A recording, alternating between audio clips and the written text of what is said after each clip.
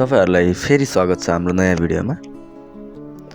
आजको हाम्रो कथाको शीर्षक रहेको छ मेरो झुटबाट सुरु भएको सम्बन्ध जसको पश्चाताप हुनै सक्दैन। यस कथामा पात्रहरू रहेका छन् म सम्राट, साथी गजेन्द्र र मेरी हुन नसकेकी प्रेमिका प्रिया। ल अब कथातिर लागौँ है। मेरो नाम सम्राट भट्ट हो। हाल म अहिले साउदीमा काम गरिरहेको छु। मेरो कहानी यस प्रकार रहेको छ। आजभन्दा 6 वर्ष अघि म बिहान सबेरै उठेर मोबाइलको डिस्प्ले हाल्ने भनेर जोरालोबाट वेबिनारतिर लागेँ। ठिक्क त्यही दिन मेरो साथीको जन्मदिन नै रहेछ। मलाई कल आयो, हेलो सम्राट, आज मेरो जन्मदिन, आउनु पर्यो है। मैले हुन्छ नि, म नि विपिनगरतिर आउँदैछु डिस्प्ले हाल्न। उताबाट फेरि उत्तर आउँछ, हुन्छ नबिर्सेर आऊ है साथी तिमी भनेर कल राख्यो। मलाई नि आज कहाँ बस्ने भन्ने भएको थियो। ठिक्क साथीको जन्मदिन रहेछ, सजिलो भयो। म पहिले साथीकोमा गएँ केही फलफुल लगेर। मेरो साथी गजेन्द्र एकदमै मायालु र सोझो थियो। त्यसपछि साथी र म मोबाइल ग्यालरीमा मोबाइल दिएर आयौँ। विपिनगर पुलमा फोटो खिचायौँ र गजेन्द्र घरतिर लाग्यो। बेलुकाको त्यही 5 बजेतिर होला फेसबुकमा एउटा नोटिफिकेसन आयो, Priya Saud accepted your friend request. मलाई खासै याद त थिएन मैले फ्रेन्ड रिक्वेस्ट पठाएको।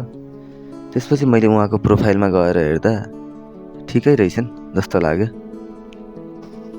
म पहिले नै प्रश्न पार्देम, म एउटा ब्राह्मण कुलमा जन्मिएको केटा, तर भनिन्छ नि उमेरले कास्ट हेर्दैन। मैले नि जिस्काएर हेलो मैया कताबाट तपाईँ भनेर मेसेज गरिहालेँ। त्यसको लगत्तै म विपिनगरबाट, अनि हजुर कताबाट हो नि भन्दै प्रश्न आउँछ। मैले मेरो गाउँको बोर्ड देखाएर यताबाट म भनी लाफिङ इमोजी सेन्ड गरेँ। फेरि प्रश्न आउँछ, तपाईँको पुरा नाम नि? मैले सम्राट बोहरा हो भने। राम्रो रहेछ नाम त। मैले यताबाट सुन त मैया आज मेरो साथीको जन्मदिन नि छ, नाइटमा कुरा गरौँ है भन्दा उताबाट सायद बोल्न मन नहोला, ठिकै हो भनी उत्तर आयो। मैले होइन क्या, रातिमा म मेसेज गर्छु भन्दै अफलाइन गएँ। साथीको जन्मदिन नै थियो, उताको काम नै भ्याउनै पर्यो। मैले तरकारी र मासु पकाएर राखेँ। त्यसपछि साथीले सम्राट मासु नि पाक्यो, बियर लिएर आऊ है भन्दा मैले छोड न, के कस्तो छ बजेट, नभए नल्याऊ भन्दा साथी नो टेन्सन म लिएर आउँछु भनेर ऊ गयो। अनि मैले नि काम सकाइसकेको थिएँ। फेरि अनलाइन गएर उनलाई च्याटिङ गर्छु भन्दा त कति धेरै एङ्ग्री इमोजी सेन्ड गरेकी रहेछन्। मैले हेलो मैया कुल हुनु पर्यो, यसरी रिसाएर नै हुन्छ भन्दा भयो मसँग नबोल्नु भनी अफलाइन गइन्। मैले सरी भनेर मेसेज छोडिदिएँ र साथीको वेटिङमा बसेँ। उसले 2वटा बियर लिएर आएको रहेछ, ठुलोवाला। अनि एकछिन बर्थडे सेलिब्रेसन गऱ्यौँ र हामीले एउटा रुममा लक लगाएर मासुसँग बियर पियौँ।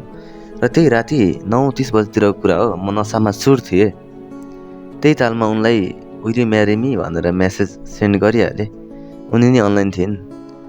फेरि मैले आई एम सिरियस है, जोकमा नलगा यो कुरा भन्दा उताबाट मेसेज आयो, गफ गरेको 2 मिनट भएको छैन, विवाह अरे, कस्तो खालको मान्छे हजुर भन्ने रिप्लाई आयो। उनले यो कुरालाई स्किप गर्नु अरू कुरा गरौँ भन्दा नै, यही कुरा पहिला कम्प्लिट गरौँ त्यसपछि मात्र अरू कुरा गरौँला भन्दा ठिक छ हजुर यस्तै कुरा गर्ने भए म सुत्छु।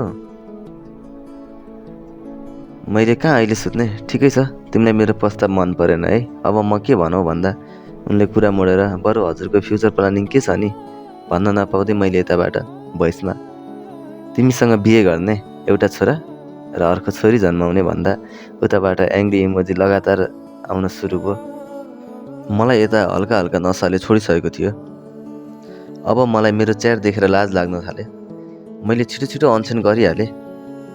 उनले के हो सम्राटजी, भर्खर बिहे कुरा चलिरहेको थियो, तपाईँको तर्फबाट यति चाँडै सकिन्छ भनेर सोचेको नि थिइनँ भन्दा मलाई हाँसो लाग्यो। त्यस्तै 1 महिनासम्म कुरा चलिरह्यो। तपाईँ त कति प्यारो है सम्राटजी भनिरहने, स्वभाव कि एकदमै राम्रो थिइन् उनी। म बेला बेला प्रिया हाम्रो विवाह भयो भने हामी अलग्गै बसौँला है भनी मन चोर्नलाई प्रश्न गरिरहन्थेँ। उताबाट उत्तर आउँथ्यो, किन तपाईँको आमा बुबाले तपाईँले जङ्गलमा पाउनु भएको हो र, त्यस्तो कुरा गर्नु हुँदैन नि। आमा बुवा त भगवान्सरी हुन्छन्।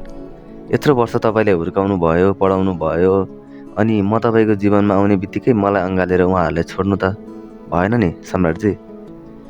उनको कुरा सुन्दा सुनिरहँ जस्तो लाग्ने। म बारम्बार त्यस्तै प्रश्नहरूले उहाँलाई कोट्याइरहन्थे।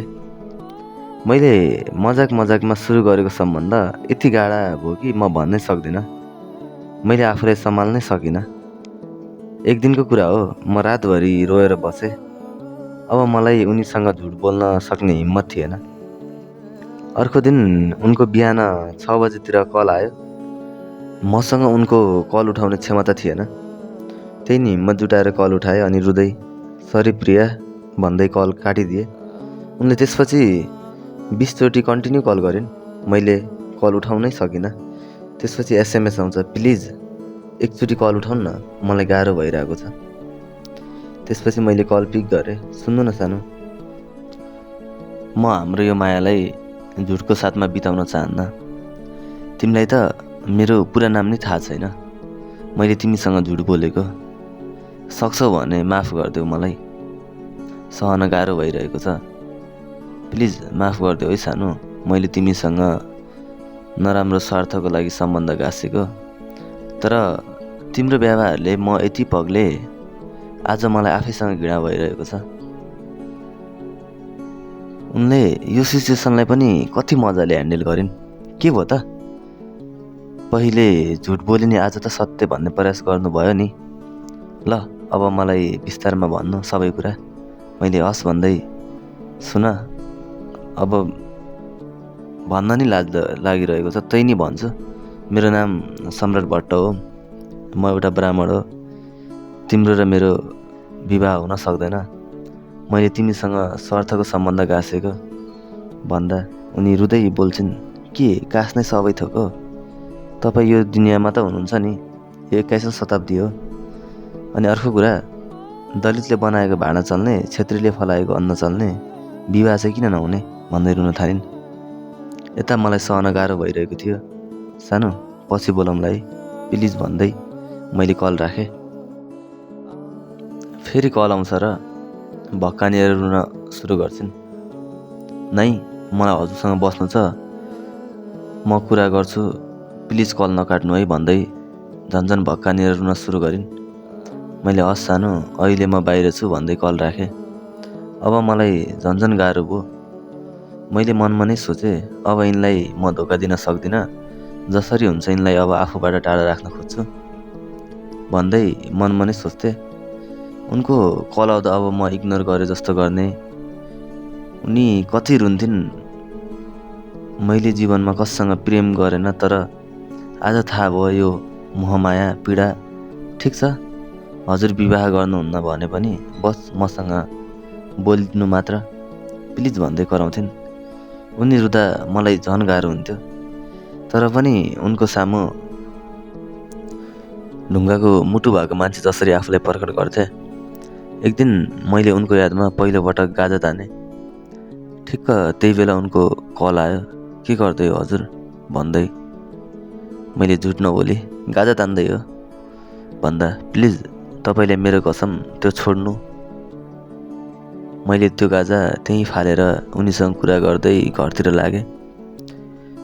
घरमा पुगिसकेपछि उनले मलाई भक्कानिएर भनी, ठिक छ, देखिरहेकी छु आजभोलिको हजुरको बानी बेहोरा।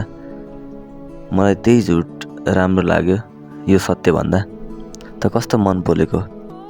मैले यताबाट गाली प्रयोग गर्दै, तँलाई मेरो खुसी प्यारो लाग्छ भने मलाई ब्लक गरिदे। मैले नसोचेको उत्तर पाउँछु। ठिक छ, म गर्छु तपाईँले ब्लक, तर तपाईँले मेरो एउटा कुरा मान्नु पर्छ। मान्छु, भन् छिटो। तपाईँ मेरो कसम खानु जीवनमा कहिल्यै गाजा चुरा ड्रिङ्क्स केही नि गर्दैन भनेर, अनि मात्र म ब्लक गर्छु। मैले हस् भन्दा उनले कल राखिन् र ब्लक गरिन्। त्यो दिनदेखि आजसम्म मैले केही नि टच गरेको छैन। ठाउँ सोच्दा नि उनको कसमको याद आउँछ। घरमा सोध्छन् मेरो छोरा कस्तो सुध्रेको भनेर, मलाई हाँसो लाग्छ। उनको एउटा वचनको मान राख्न भए पनि मलाई त्यो टच गर्नुभन्दा अगाडि उनको याद आउँछ। यत्रो वर्ष भयो म नि 7 समुद्र पारी छु, त्यही नि उनको यादले छोडेको छैन। अलवेज मिस यु सानो, हाम्रो माया भन्दा जात ठुलो भयो। मैले यो सब तिम्रै लागि गरेको। भोलिको दिनमा मैले तिमीसँग विवाह गर्दा तिमीलाई समाजले कति घृणा गर्थ्यो, त्यो म सहन सक्दैन। त्यही भएर मैले तिमीलाई आफूसँग राख्न सकिनँ। सक्छौ भने मलाई माफ गरिदेऊ है। ल, कहानीको अन्त्य यही हुन्छ। धन्यवाद सम्राटजी यो कहानी सेयर गर्नुभएकोमा। यदि तपाईँहरूले पनि कहानी आफ्नो केही जीवनमा बितेको कहानीहरू सेयर गर्नु छ भने हामीलाई कमेन्ट बक्समा इनबक्स भनिदिनु होला। हामी तपाईँको कहानीहरू लग्नेछौँ। धन्यवाद है।